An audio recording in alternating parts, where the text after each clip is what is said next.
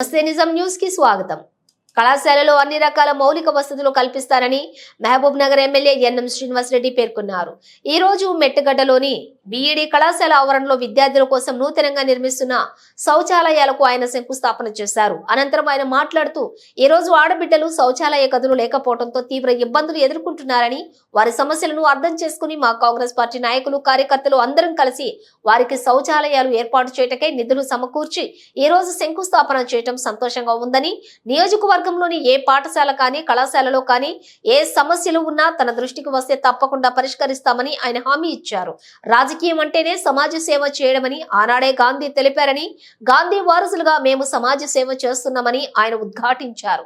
మహబూబ్ నగర్ ను educational hub గా మార్చాలనే సంకల్పంతో ఉన్నామని, అందుకు మీ అందరూ కూడా చదువులో మంచిగా రాణించి మహబూబ్ నగర్ ను విద్యలో మొదటి స్థానంలో నిలపాలని ఆయన కోరారు. ఎన్నో సంవత్సరాలుగా తాము ఎదుర్కొంటున్నటువంటి సమస్యలను ఎమ్మెల్యే దృష్టికి తీసుకురాగానే వెంటనే పరిష్కరిస్తున్నందుకు విద్యార్థులు ఎమ్మెల్యేకి ప్రత్యేక కృతజ్ఞతలు తెలియజేశారు.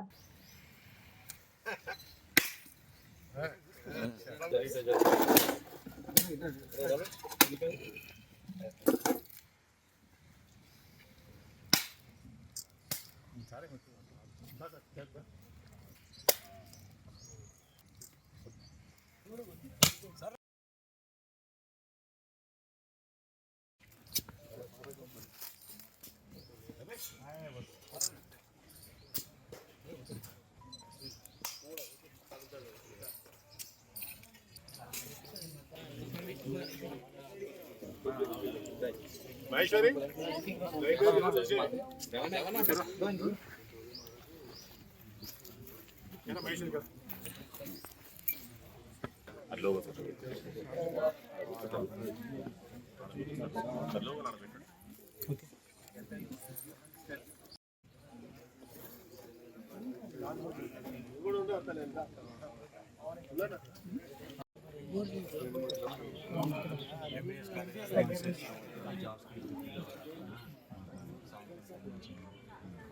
ఇక్కడ అన్ని ఫెసిలిటీస్ ఉన్నాయి సార్. లైబ్రరీ స్టడీ హాల్ ఉంది. ఇక్కడ ఉంటాయి 20 మంది ఉన్నారు. ఎంతమంది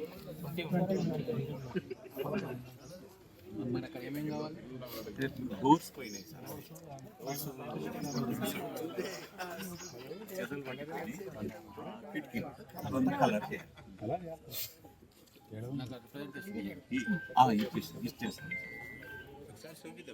సార్.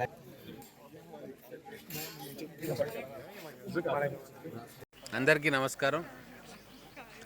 2 వారాల క్రితము బీఈడీ కాలేజ్ విజిట్కి వచ్చినప్పుడు ఆడపిల్లలు చాలా బాధతో చెప్పిండ్రు, మాకు టాయిలెట్ ఫెసిలిటీ లేదు, లైబ్రరీ ఫెసిలిటీ లేదు అని చెప్పి. ఆ రోజే అధికారులను పిలిచి మాట్లాడడం జరిగింది.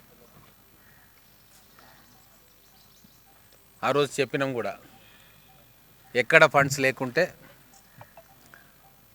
మేము మా కాంగ్రెస్ పార్టీ కార్యకర్తలం అందరం కూడా కంట్రిబ్యూట్ చేసుకొని ఈ అమ్మాయిలకు నెల రోజుల లోపల టాయిలెట్ ఫెసిలిటీస్ వాళ్ళకి ఇస్తాము, అలాగే డ్రింకింగ్ వాటర్ ఫెసిలిటీ కూడా ఇస్తామని చెప్పి ఆ రోజు చెప్పినాం.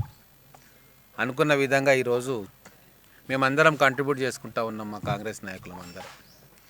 రాజకీయం అంటే గతంలో ప్రజలను భయపెట్టియడము, బెదిరియడము, లాక్కోవడము, గుంజుకోవడము, కబ్జాలు చేయడం అనేదే ఉండే 10 సంవత్సరాలు.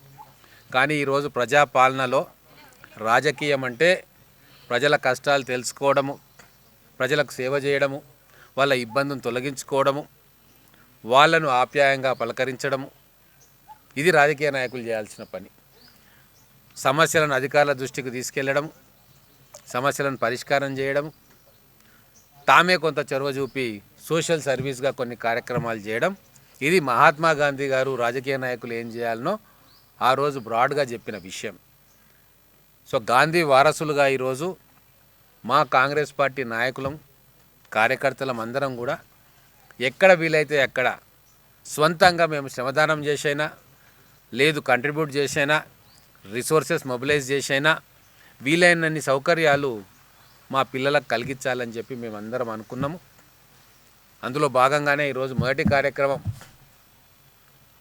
మా ఆడబిడ్డల, మా చిన్నారుల బాధలు తీర్చే ఒక కార్యక్రమానికి మేము శ్రీకారం చుట్టినాం. చాలా సంతోషమైన కార్యక్రమం, సంతోషంగా ఉంది. మా మిత్రులు మాకు సహకరిస్తున్నందుకు. ఈ సందర్భంగా నేను మహబూబ్ నగర్లో ఉన్న నా నియోజకవర్గంలో పట్టణంలో కావచ్చు, అన్వాడ కావచ్చు, మహబూబ్ నగర్ మండలం కావచ్చు, ఏ స్కూల్స్లో కానీ drinking water problem, toilet problem, ఇంకేదైనా ప్రాబ్లం ఉంటే లోకల్ నాయకులతోటి కాంటాక్ట్ అయి నా దృష్టికి తీసుకొస్తే ఖచ్చితంగా ఏదో ఒక పరిష్కారం, అది ఎస్డిఎఫ్లో చేస్తామా, సిడిపిలో చేస్తామా, మున్సిపాలిటీ ఫండ్ నుంచి చేస్తామా, ముడా ఫండ్ నుంచి చేస్తామా, లేకుంటే అధికారులు కలెక్టర్ గారి స్పెషల్ ఫండ్ నుంచి చేస్తామా, లేదు మేమందరం కూడా కంట్రిబ్యూట్ చేసుకొని చేస్తామా, ఏదో ఒక రకంగా ఆ సమస్యను పరిష్కారం చేసే కార్యక్రమం మేము చేయదలుచుకున్నాం. విద్య మాకు అన్నిటికంటే ఇంపార్టెంట్ అంశం.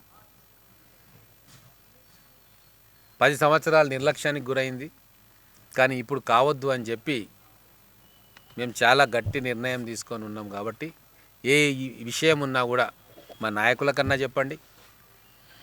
ఇక్కడ మాకు గ్రంథాలయ చైర్మన్ ఉన్నారు, ముడా చైర్మన్ ఉన్నారు, మున్సిపాలిటీ చైర్మన్ ఉన్నారు, అగ్రికల్చర్ మార్కెట్ కమిటీ చైర్మన్ ఉన్నారు, వాళ్ళ దృష్టి కన్నా తీసుకురండి.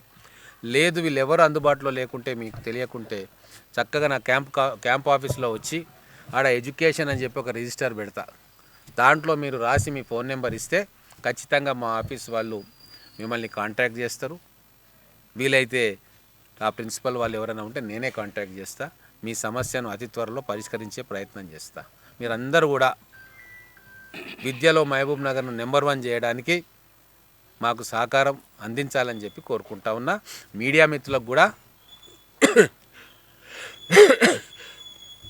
ఇటువంటి పాజిటివ్ అంశాలను ప్రజల్లోకి విస్తృతంగా మీ బాధ్యతగా తీసుకెళ్లాలని చెప్పి మిమ్మల్ని మేము కోరుకుంటా ఉన్నాం.